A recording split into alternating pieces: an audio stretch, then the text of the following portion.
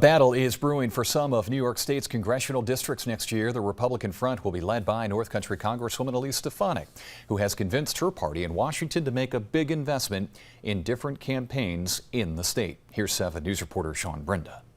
North Country Congresswoman Elise Stefanik will find herself once again at the forefront of an attack, one to flip Democratic congressional seats to the Republicans in 2024. According to Politico, Stefanik has convinced her party to put $100 million into key swing districts in New York State, hoping to make New York a Republican state, strengthening the party's control in Washington.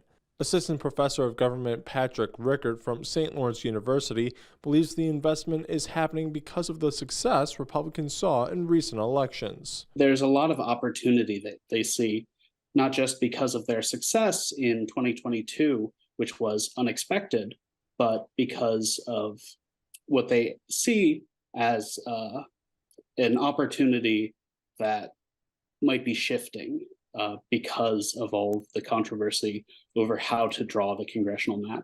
But the Democrats stand by, ready to protect the seats they have. C.J. Warnke of the House Majority Party Political Action Committee says it plans a record investment in the next election. Earlier this year, House Majority PAC announced an all of the above plan to flip House seats in New York. It's a $45 million commitment from House Majority PAC, with the goal of being the largest Democratic spender in New York State. In a statement, Alex DeGrasse, a Stefanik advisor, says, quote, "Stefanik is the most sought-after Republican endorsement in New York, and we look forward to sweeping victories across New York 21 and New York State this November and in 2024.